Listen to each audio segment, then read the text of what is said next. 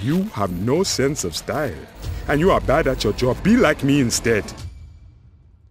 What is going on, guys? Jack here, and welcome back to another Dirtybomb video, and today we're going to talk all about full damage. Yes, I've said full damage. You probably weren't expecting that at the start of the day, that you were going to hear a video from me on this kind of subject. I'm going to make it interesting, don't you worry. And actually, to start this video, I need to talk about how full damage is calculated in video games in general. So, the logical thing that you might assume in video games is that full damage is calculated off the height that a character jumps from and where they land and how far they've fallen. But actually, that's very, very rarely the case. In fact, I couldn't find any specific examples of this being the case. And the reason for it being is, it actually takes a little bit more resources than you might imagine for a game to do this calculation, because it has to remember the height that a character has jumped from as well as where they land. And so, you know, storing these two values can be a little bit troublesome, and obviously if you jump from a height, you know, maybe skim across a little surface and then hit another one, there's suddenly all these calculations that the game's trying to do to work out, hang on a minute, should I be applying full damage to this person? So there's two ways that full damage is generally done.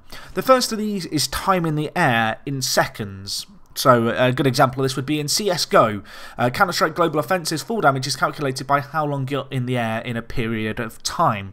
Now this is good in a game like CSGO because you're very much grounded in the gameplay. There's very few times where you're going to be gaining ability, you know, to go up in the air through explosives. However, in another Source game like Team Fortress 2, full damage is actually done off the velocity that you have going towards the ground on the Z-axis. And the reason that TF2 does it like this, of course, is because in that game you've got rocket jumping, you've got ability that will see you get launched up into the air, and obviously the full damage that you have shouldn't be done off the time you have in the air if you have a little explosion that goes off at your feet just as you're about to hit the ground. And that's actually how Dirtybomb does full damage. But Dirtybomb's full damage is done off the Z-axis velocity.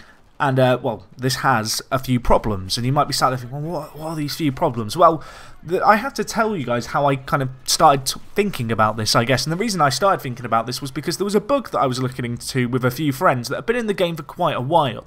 And it's to do with Fletcher's Sticky Bomb's insta-gibbing mercs. Now, if you don't know, Fletcher's Sticky Bombs, they do 100 damage, fairly standard amount, you know, nothing too crazy.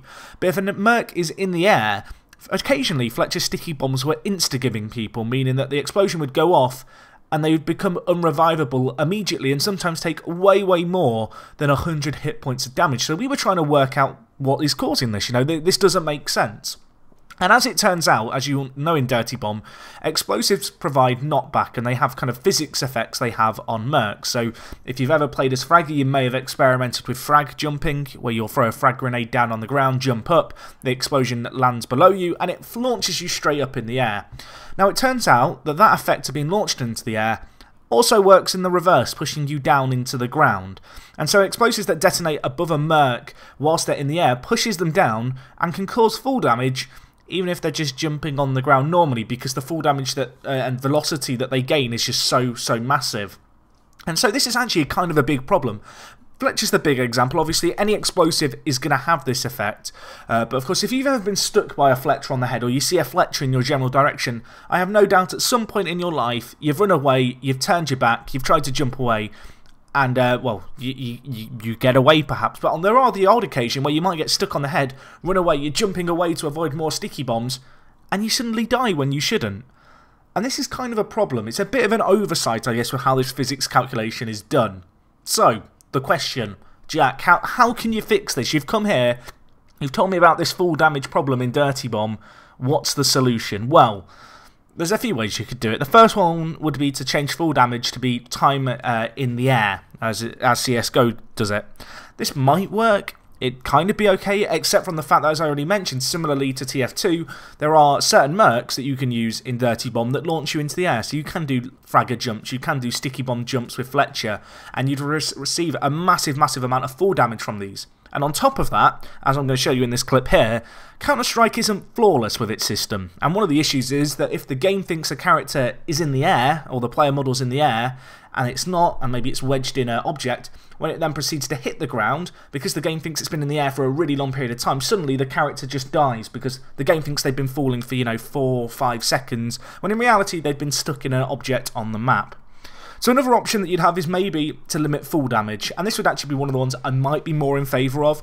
So at the moment, if you were to jump off the bridge on Train Yard down into the riverbed below, you do about 30 damage, and I think that's one of the highest kind of drops that you'll ever be able to do in Dirtybomb. There might be one on bridge from the where would it be? The second objective.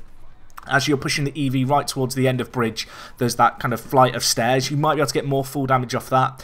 But maybe reworking damage from full damage to be limited to, say, 30, which is a fairly decent amount, would be an alternate way to fix this. The final solution I have, and again, it's not exactly an ideal solution, and I don't think this is the one that would ever be done, is to remove full damage. And, well, obviously the issue with removing full damage is that we already have augments like Flying Pig, which eliminate that, so it kind of makes these augments useless unless you want to rework them and change how they work. But anyway, they're just a few of my thoughts. I don't think any of them are an ideal solution. I'd be curious to know, have you ever had a Fletcher insta-kill you? What did you think happened at the time? And yeah, if you've got any other ideas for how this can maybe be done, maybe there's stuff that I've touched upon in this video that you have more of a knowledge of, let me know it down in the comments. I'd love to hear more of your thoughts. Anyway guys, if you have enjoyed today's video, please do leave a like. If you've sat through 6 minutes of full damage chatter, you must have been entertained. If you've not already, consider subscribing. And other than that, it is me, Jack, and I will talk to you guys in a bit. I'm out.